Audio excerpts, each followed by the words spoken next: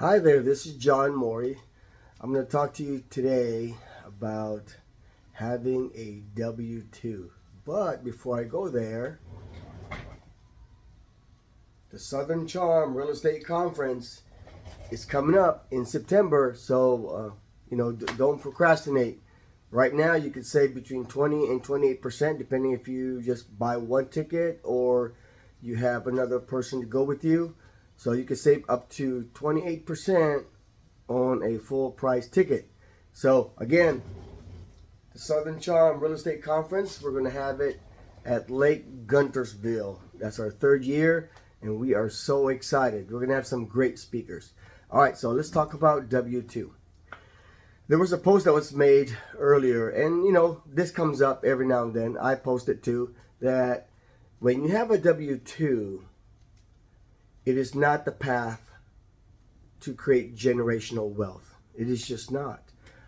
I'm trying to remember this book that I saw this statistics that it said that most people that have generational wealth or are wealthy, they either inherited that from the patriarch, or they have businesses and real estate and a whole bunch of different investments that generates money for them, and they pass it on to their heirs.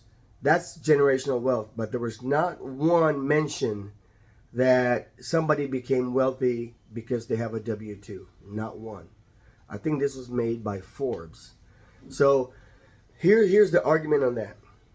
When you have a W-2, regardless of what kind of benefits you have, it doesn't matter if they're almost giving you the world, you are tied to that employer. Think about it. You are their slave. You might not want to admit that. You are the prisoner. Why? Because they are paying you to do some kind of job, some kind of service, whatever it is that you do. You are tied to that. It's really that simple. There's no any other argument that goes with that.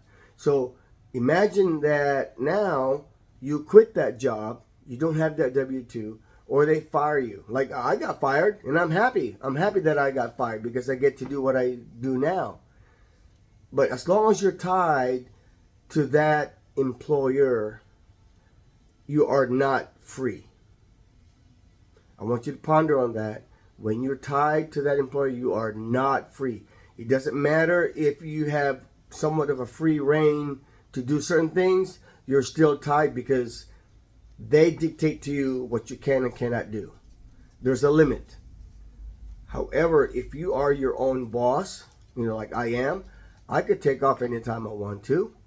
I could assign somebody to do the task that I'm doing, like when I have rehab, so I'll just assign somebody to handle that for me. When my kids need me, I can jump and leave whatever I'm doing. Doesn't matter where I'm at. I just take off and go. Same thing with my wife. When she needs me, I just go. You can't do that when you have a W-2. I'm sorry, I was a W-2 employee for a long time. I was a senior engineer. And yes, I did a few things that when I wanted to. However, I'm still tied to that boss, to that employer. So don't think just because you have a W-2 that you're going to reach generational wealth. You can reach generational wealth with a W-2 if you invest that money elsewhere. So yes, you could have your W-2, but then you have to have that money or invest in something. Do a side gig. Make real estate your side gig if you love that W-2. Now, I'm not saying that we don't need W-2 people. We do. We need everybody. However, if your goal is to have generational wealth, having a W-2 is not going to get you there.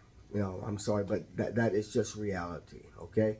Well, I hope you guys have a good day today. Again, one more plug. The Southern Charm Real Estate Conference is coming up in September 18th through the 20th. It's going to be at Lake Guntersville. It's going to be awesome. So please go ahead and get your tickets. And one more is every ticket that you buy, we will give $25 to Share the Love.